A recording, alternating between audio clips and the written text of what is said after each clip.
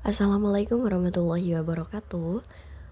Pada video kali ini, kami akan membahas tentang analisis klaster pada data nilai ujian mahasiswa, di mana kelompok kami terdiri dari yang pertama Elita, lalu ada Ari Bajia, Yulita Anastasia Mogi, Naila Bajlina, Tasya Hidayanti, Jessica, dan Tria Mutiara. Nah, di sini ada 4 pokok pembahasan yang akan kami bahas dalam video ini. Yang pertama ada deskripsi data, yang kedua ada standarisasi data, yang ketiga ada analisis klaster menggunakan metode Cummins cluster, dan yang keempat ada analisis klaster menggunakan metode hierarkis. Yang pertama adalah deskripsi data. Nah, data yang kami gunakan adalah data nilai ujian mahasiswa, di mana data ini terdiri dari 14 sampel dengan subjeknya adalah mahasiswa. Dan terdiri dari 5 variabel, yaitu yang pertama ada nilai mata kuliah ekonomi, nilai mata kuliah sosiologi, antropologi, geografi, dan juga tata negara.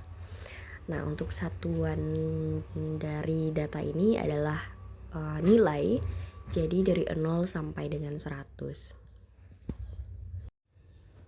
Nah, data di atas merupakan data nilai ujian mahasiswa program studi ilmu sosial yang terdiri dari 14 sampel dan akan dilakukan pengelompokan mahasiswa berdasarkan 5 variabel, yaitu mata kuliah ekonomi, nilai mata kuliah sosiologi, nilai mata kuliah antropologi, nilai mata kuliah geografi, dan juga nilai mata kuliah tata negara. Nah, selanjutnya ada statistik deskriptif.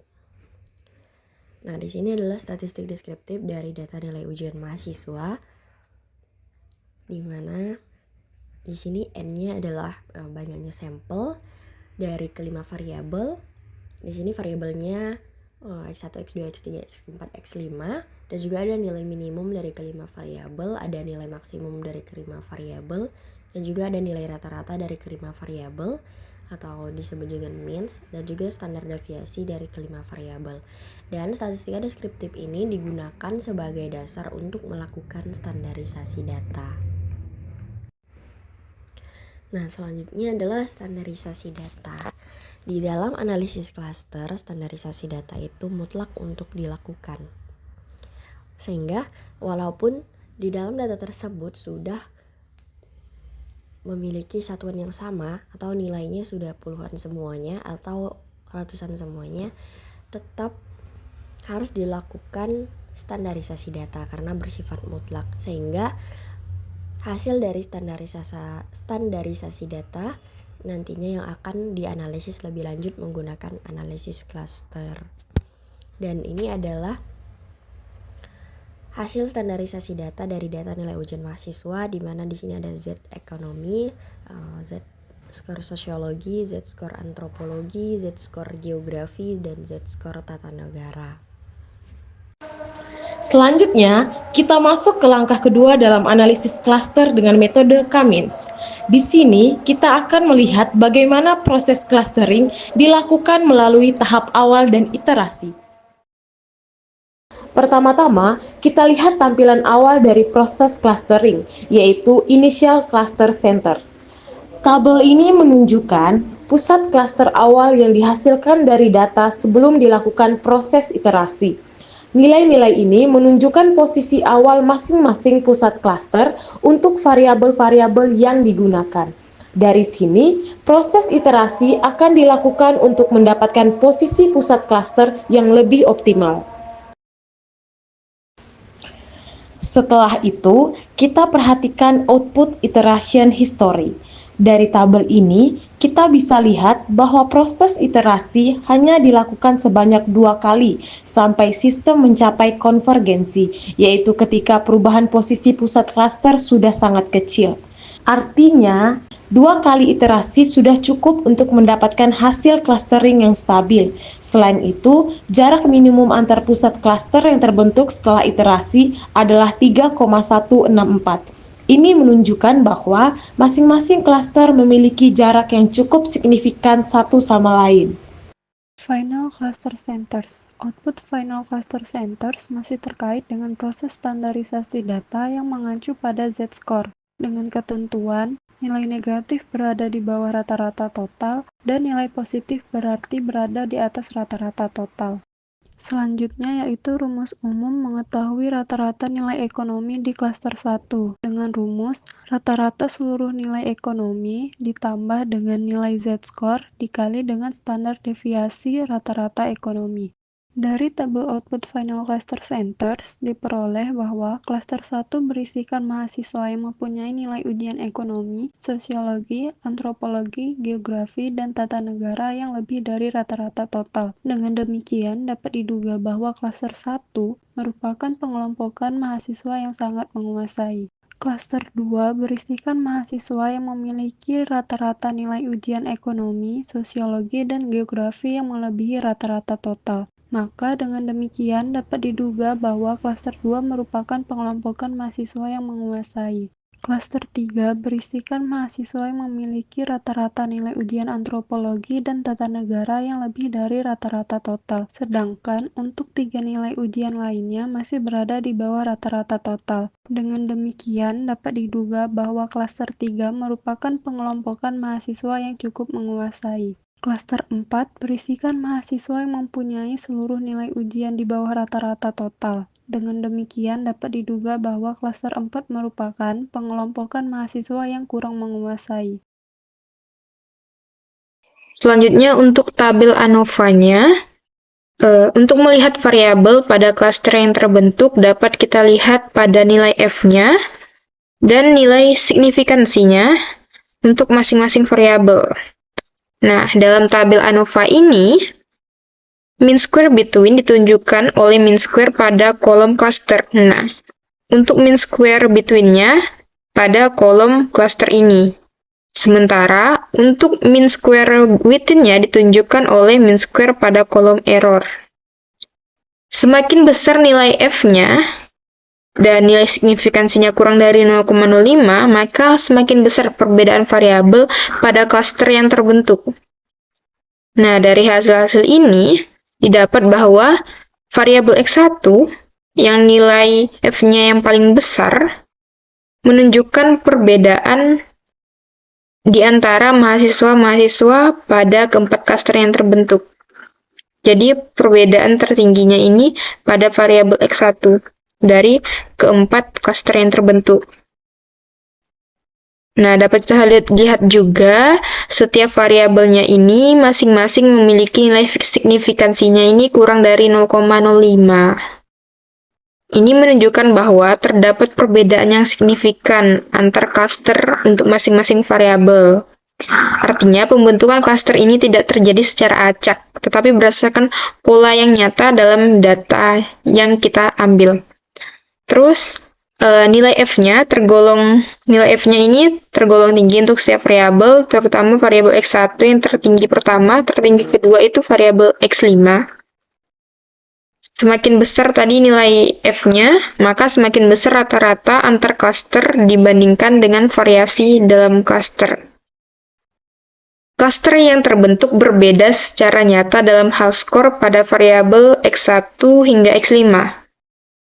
Ini menunjukkan bahwa metode Cummins berhasil mengelompokkan mahasiswa berdasarkan pola perbedaan karakteristik pada variabel-variabel tersebut. Nah, selanjutnya untuk mengetahui jumlah masing-masing cluster dapat kita lihat di number of cases in each cluster dari tabel ini. Berarti dari tabel ini dapat kita lihat cluster 1 itu ada 3 mahasiswa, di cluster 2 terdapat 2 mahasiswa, cluster 3 ada 4 mahasiswa, cluster 5 ada 5 mahasiswa. Jadi totalnya itu tadi kan valid ada 14 mahasiswa, dari mahasiswa A sampai mahasiswa N. Nah, untuk melihat mahasiswa mana saja yang masuk klaster 1, mahasiswa mana yang masuk klaster 2, dan seterusnya, dapat kita lihat di tampilan data views-nya di kolom KCL. Oke, next. Nah, teman-teman, Pada slide ini, kita bisa melihat hasil pengolahan data menggunakan metode Kamin clustering. Di sini terdapat data mahasiswa berdasarkan nilai pada mata pelajaran ekonomi, sosiologi, antropologi, geografi, dan tata negara. Yang kemudian nilai-nilai ini akan distandarisasi agar memiliki skala yang sama. Dan hasil standarisasinya bisa kita lihat di kolom Z ekonomi, Z sosiologi, dan seterusnya. Selanjutnya, setiap mahasiswa dikelompokkan ke dalam salah satu klaster oleh metode Kamins. Dan hasilnya ditampilkan di kolom QCL1. Dan sementara itu, untuk kolom QCL2-nya itu menunjukkan jarak antara data mahasiswa tersebut dengan pusat klasternya masing-masing. Semakin kecil jaraknya, berarti semakin cocok atau representatif mahasiswa tersebut terhadap klaster yang dia tempati. Nah, untuk slide selanjutnya, kita bisa melihat hasil akhir dari proses clustering, di mana mahasiswa sudah terbagi ke dalam 4 klaster berdasarkan kemiripan nilai akademiknya. Misalnya, untuk klaster 1 itu terdiri dari mahasiswa GJ. Kemudian untuk klaster yang kedua itu hanya terdiri dari mahasiswa B dan L. Kemudian untuk klaster yang ketiga itu mencakup mahasiswa A, C, F, dan I. Kemudian untuk klaster yang keempat itu terdiri dari mahasiswa D, H, K, M, dan N. Nah, di samping setiap nama mahasiswa itu juga ditampilkan jaraknya ke pusat klaster. Ini penting untuk melihat seberapa kuat representasi mahasiswa itu dalam klasternya. Misalnya, mahasiswa H itu memiliki jarak yang paling kecil, yaitu 0,446. Artinya, H sangat representatif terhadap klaster 4. Nah, dari sini kita bisa mulai menganalisis karakteristik masing-masing klaster. Apakah mewakili kelompok nilai tinggi, sedang, atau rendah. Dan itu bisa ditindaklanjuti lebih lanjut sesuai dengan tujuan analisis. Selanjutnya poin 4 itu analisis klaster metode hierarkis. Nah, di sini terdapat tabel case forecasting summary di mana ada 3 kolom untuk case sendiri, yaitu valid, missing, dan total. Nah, untuk valid ini n sama dengan 14, missing itu n sama dengan 0. Maka dapat kita simpulkan bahwa tidak ada data yang hilang, yaitu n sama dengan 14. Selanjutnya pada tabel proximity matrix, yang dimana untuk output ini menunjukkan matriks jarak antara satu variabel dengan variabel yang lain, dengan semakin kecil jarak Euclidean maka semakin mirip kedua variabel tersebut sehingga akan membentuk kelompok atau klaster. Nah, di sini kita akan mencari nilai koefisien dari yang terkecil sampai yang terbesar, dan untuk yang paling terkecil akan kita namakan step yang pertama, yang kedua itu step yang kedua, dan seterusnya sampai step yang ke-13. Nah, kita dapat lihat bahwa di 4D, kolom 4D ini nilai koefisiennya 0,000 dan 11K ini juga 0,000. Maka kita namakan ini adalah step 1. Selanjutnya pada kolom 8H itu 0,8283, yang dimana 283 ini lebih besar dari 0,000. Dan kita lihat lagi di kolom 13M itu 0,283. Jadi untuk kolom 8H dan 13M ini kita namakan step 1, step 2 sampai seterusnya. Nah, dari tabel proximity matrix tadi kita rangkum dalam tabel ini, yang dimana kita peroleh step 1 sampai step 13. Untuk step 1 sendiri kita peroleh klaster 1 itu 4, klaster 2 itu 11 dengan nilai koefisiennya 0,000 dan tidak ada pengulangan dari klaster 1 maupun klaster 2. Next stack atau stack ini akan muncul lagi pada stack yang ketiga. Nah, selanjutnya pada stack yang kedua itu memiliki klaster 1 itu 8, klaster 2 sama dengan 13 dengan nilai koefisiennya 0,283 dan tidak ada pengulangan dari klaster 1 maupun klaster 2. Dengan next stack akan muncul lagi di stack yang ketiga. Selanjutnya di stack yang ketiga itu klaster pertama itu 4, klaster kedua itu 8 dengan nilai koefisiennya itu 0,332 dan untuk klaster pertama ini pengulangannya dari stack pertama yaitu 4 ini, dan klaster kedua ini pengulangannya dari stack kedua yaitu 8. Dan next stack atau akan muncul lagi di stack yang ke-11. Seterusnya sampai kita memperoleh stack yang ke-13 dengan klaster pertama itu 1 dan klaster kedua itu 2 dengan nilai koefisiennya 13,709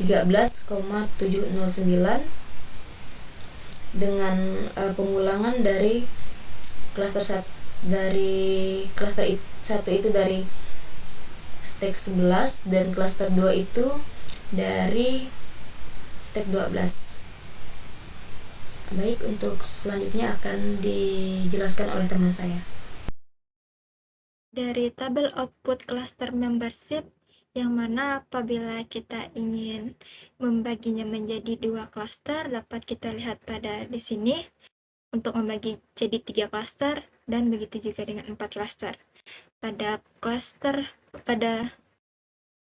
Untuk apabila kita ingin membentuknya menjadi 2 klaster, maka yang menjadi anggota klaster pertama A, C, D, F, H, I, K, M, N. Lalu pada anggota klaster kedua B, E, G, J, L. Lalu apabila kita ingin membaginya menjadi 3 klaster, anggota klaster pertama A, C, D, F, H, I, K, M, N. Lalu anggota klaster kedua B dan L. Lalu anggota klaster ketiga E, G, J. Lalu apabila kita ingin membaginya menjadi 4 klaster, maka anggota klaster pertama A, C, F, I, N. Lalu anggota klaster kedua B dan L. Lalu pada anggota klaster ketiga D, H, K, M. Lalu anggota klaster keempat ada G, E, G, dan J. Untuk melihatnya lebih jelas lagi, kita bisa lihat pada output dendrogramnya, yang mana apabila kita ingin membaginya 2 klaster, kita potong pada daerah sini, pada garis 20. Nah, akan membentuk 2 klaster. Ini menunjukkan klaster pertama, ini klaster kedua. Anggota klaster pertama dapat kita lihat yang beranggotakan D, K, H, M, A, F, C, I, N. Lalu pada klaster kedua B, L, G, J, A. Lalu apabila kita ingin membaginya jadi 3 klaster, maka kita dapat potong pada daerah sini. Nah, ini menunjukkan klaster pertama, klaster kedua, klaster ketiga. Klaster pertama tetap tidak ada perubahan, lalu pada klaster kedua beranggotakan B dan L, lalu klaster ketiga G, J, E. Lalu kita ingin membaginya menjadi 4, kita dapat dipotong pada daerah sini. Nah, ini menunjukkan klaster pertama, klaster kedua, klaster ketiga, klaster keempat. Klaster pertama beranggotakan DKHM, lalu klaster kedua beranggotakan AFCIN, lalu klaster ketiga beranggotakan B dan L, lalu klaster keempat beranggotakan GJA. Begitu pula selanjutnya. Sekian dari saya. Wassalamualaikum warahmatullahi wabarakatuh.